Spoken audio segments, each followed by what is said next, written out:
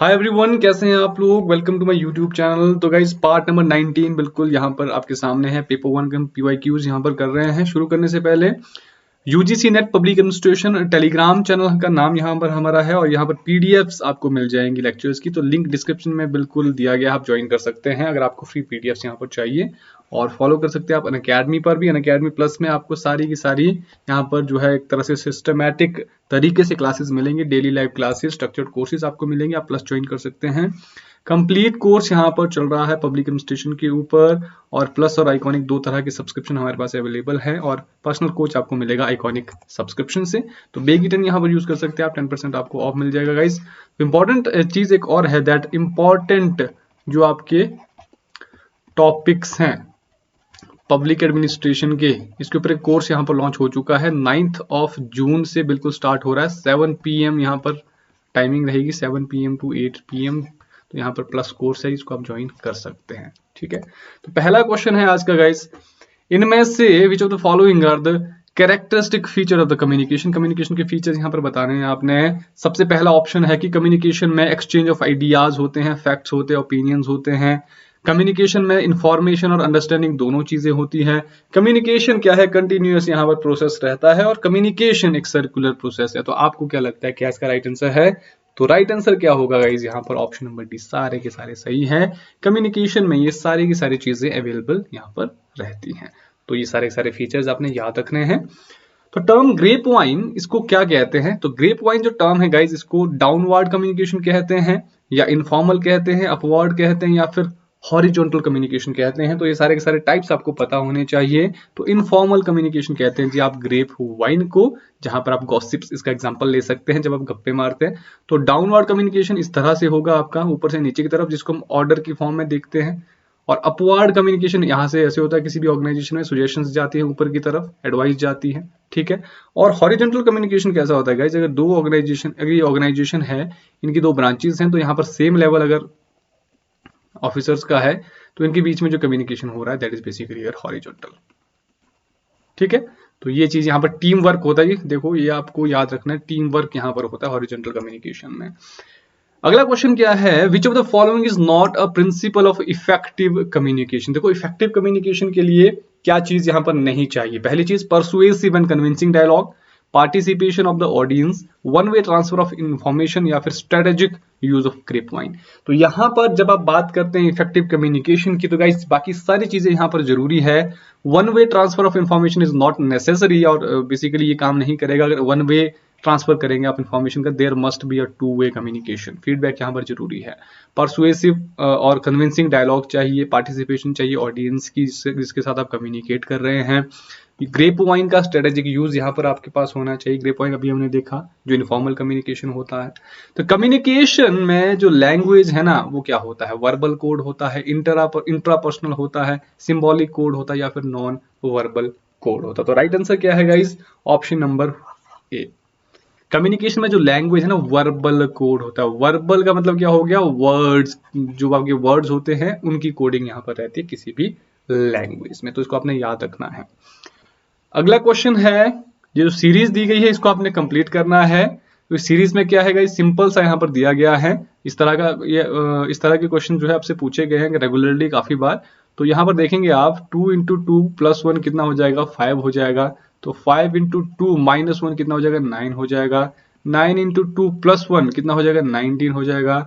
और 19 into 2 minus 1 कितना हो जाएगा? 37। 38 माइनस 137। तो वैसे ही आप 37 को 2 से गुना करोगे, अभी माइनस हुआ है, अब यहाँ पर प्लस हो जाएगा।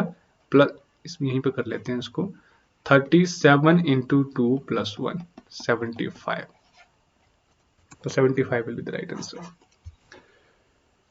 किसी कोड में मथुरा को लिखा जाता है JXQEROX, और यहाँ पर होटल्स को कैसे लिखा जाएगा? ये जो कोड है इसको पहले डिकोड करेंगे। पहले मथुरा लिखते हैं, इनको ऐसे लिखना है आपने जब भी आप डिकोड करें, इसके नीचे JXQEROX बिल्कुल इनके नीचे आना चाहिए, जो भी वर्ड्स यहाँ, जो भी कैरेक्टर्स यहाँ पर, लेटर्स यहाँ पर है।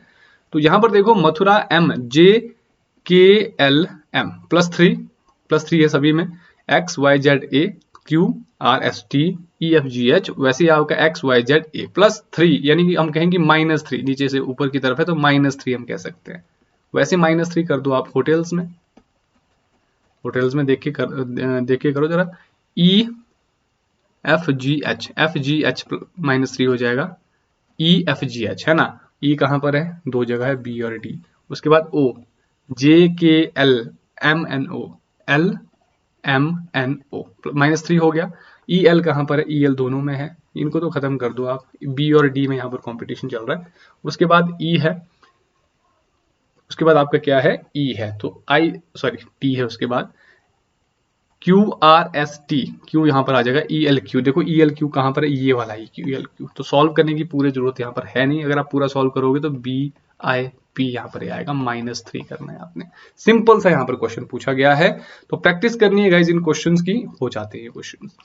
The main objectives of student evaluation of teacher are, देखो भाई स्टूडेंट यहाँ पर टीचर की इवेल्युएशन कर रहा है तो उसके ऑब्जेक्टिव क्या है, क्यों यहाँ पर स्टूडेंट की पर्सपेक्टिव से देखना जरूरी है टीचर को। सबसे यहाँ पर पहला ऑप्शन दिया हुआ है कि गैदर करना चाहते हैं आप इंफॉर्मेशन स्टूडेंट की वीकनेस के रिगार्डिंग, कि स्टूडेंट की बेसिकली वीकनेस क्या है, या फिर आप यहाँ पर टीचर्स को बिल्कुल सीरियसली यहाँ पर पढ़ाने को यहाँ पर क्या एक तरह से आप बाध्य कर रहे हैं।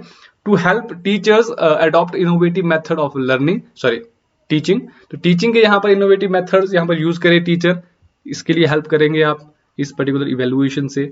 या to identify the areas of further improvement in teachers trait, यानी कि टीचर की जो ट्रेड्स हैं, जिसके फीचर्स हैं, जिसकी कैपेबिलिटीज हैं, उनको इंप्रूव करना है इन पर्टिकुलर इवेल्युएशन से। देखो सिंपल सा यहाँ पर पूछा गया है कि स्टूडेंट जब इवेल्युएट करेगा टीचर को तो स्टूडेंट की वीकनेस तो हो, सवाल ही पैदा नहीं होती यहाँ पर, तो ए तो होगा ही नहीं यहाँ पर, ठीक है। तो ए को छोड़ के बाकी सारे सही होंगे, बी, सी और डी, ए यहाँ पर नहीं होगा।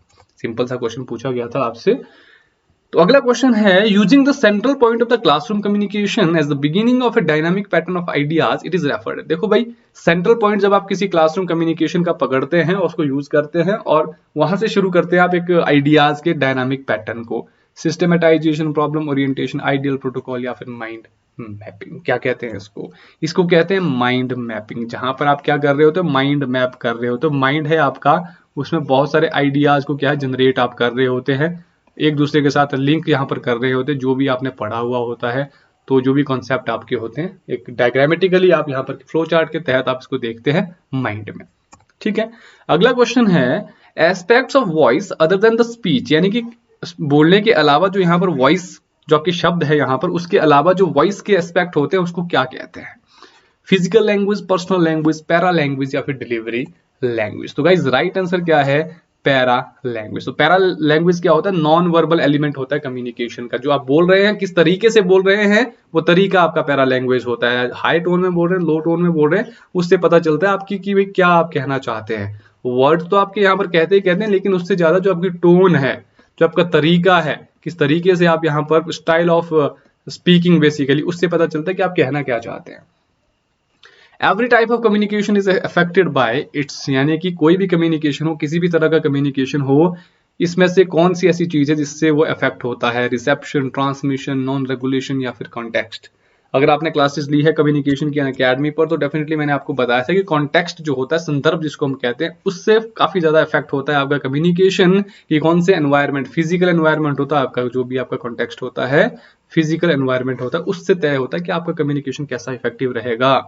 तो कॉन्टेक्स्ट का मतलब सेटिंग और जो एनवायरनमेंट जहां पर कम्युनिकेशन होता है, इसमें इंट्रापर्सनल हो सकता है, इंटरपर्सनल हो सकता है, ग्रुप हो सकता है, पब्लिक हो सकता है, मास कम्युनिकेशन हो सकता है, टेम्पोरल कॉन्टेक्स्ट हो सकता है, इसमें टाइम ओरिएंटेशन देखते हैं कि कौन से टाइम पे आप यहाँ पर कम्युनिकेट कर रहे हैं, सुबह, शाम को, दोपहर को, रात को, ठीक है। तो ये सारी चीजें आपकी आती है कॉन्टेक्स्ट में।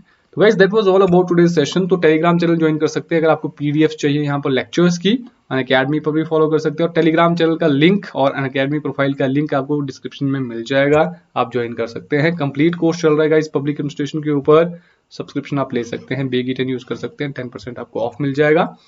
Thank you very much for watching and see you in the next video, bye bye, take care.